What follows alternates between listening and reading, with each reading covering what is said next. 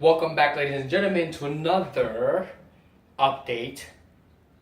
E3, of course, has been announcing a whole bunch of games, so it's up to me to make sure I give you these updates every now and then. Today, I bring you another update, Gears of War 4.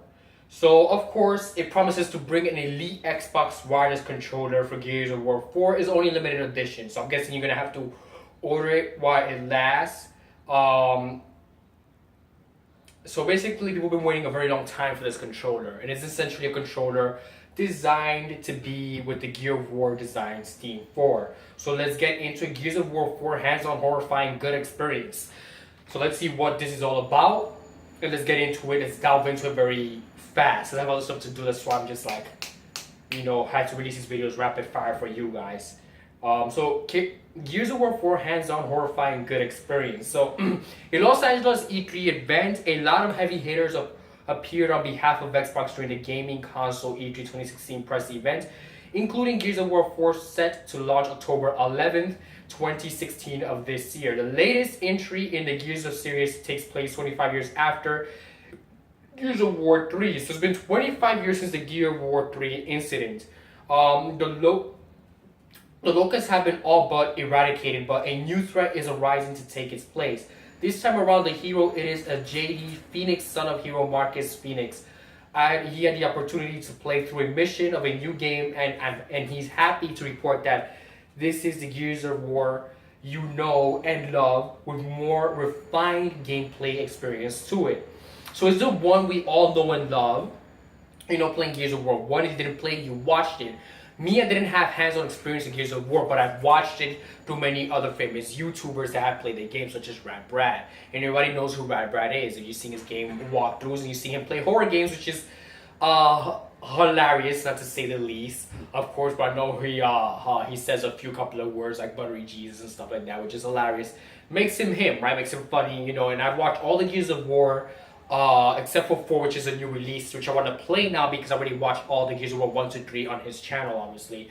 So the game started with JD and his friends Del and Keg trying to track down a monster that swallowed Oscar. He's the one person that could help them find Kate's mom, who has also been taken by the monsters.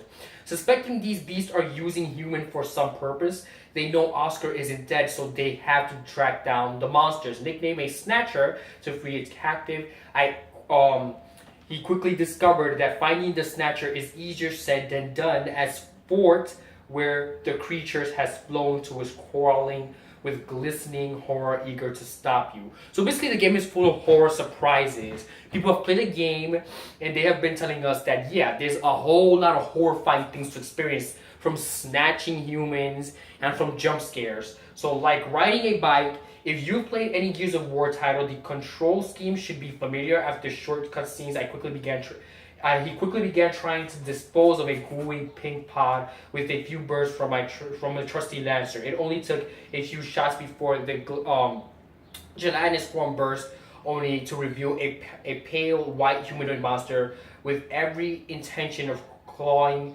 him to death. It fell back, quickly pressing a button to take cover behind a crumbling pillar. So obviously, while having experience with the trailer version of the game, there's some action sequences that take place. You get pushed back, you gotta press A to get back up. Very grueling experiences. Some are scary, some are not. Some things just happen hilariously. They're just hilarious when they happen. So the new threat, the Gears monster make me personally miss the locusts from the previous entry. The yet to be identified enemies gave me the heebie-jeebies, obviously, because similar to the locusts, these new foes are kidnapping humans. For what purpose, I do not know, but they're kidnapping humans for nefarious purposes. But where the horde was using their captive as slaves, this nascent force or turning their humans victims into monsters themselves. So basically, I had a very odd experience where they pretty much kidnap humans and turn them into monsters themselves. So that really makes me wish the locusts were back, but that's not gonna happen. I was gonna be dealing with monsters here and a few jump scares.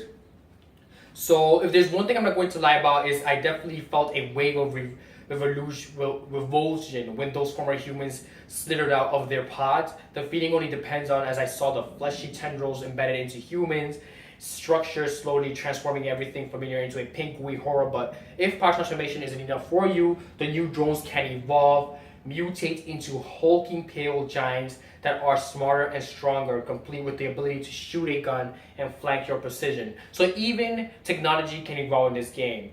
So in the E3 Day 1, what you missed on E3 Day 1, your team is your strongest weapon. So similar to other Gears title, your IA controller compensation can be your biggest asset. Kate and Delta Fleet pulled me out of all the fire when I was on the brink of death, obviously, within the trailer. So yeah, and I feel that in this game I was on the brink of death quite a few times. I'm still eager to play the game regardless of me being in the brink of death quite a few times. Hopefully that's not your case, but it might be, being that there's a lot of horrifying jump scares to actually behold in the game itself. So, and unlike most IA, these two can actually take down any enemy or two. Just be sure to return the favor every now and then. So unfortunately, multiplayer wasn't available during the demo, but there's definitely hopes of looking forward to some grisly action courtesy of Horde mode, as well as some team deathmatch. So bottom line, in a world full of shooters, it can be hard for a game to stand out, and even one as popular as Gears of War. However, boasting great graphics, tight controllers, and tight controls with fun and familiar gunplay, Gears is going to get plenty of play over here in my house, and also so much about you guys when it launches in October 11, 2016 of this year. And of course, it is available for Xbox.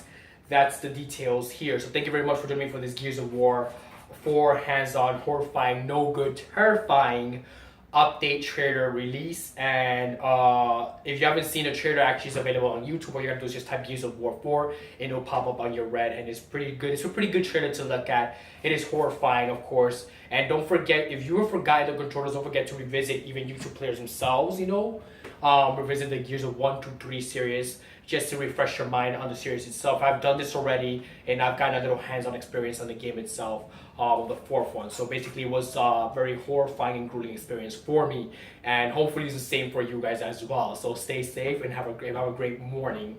Pretty much it's coming to an end pretty quickly. And if you're new to my channel, don't forget to subscribe and also follow me up on Twitter.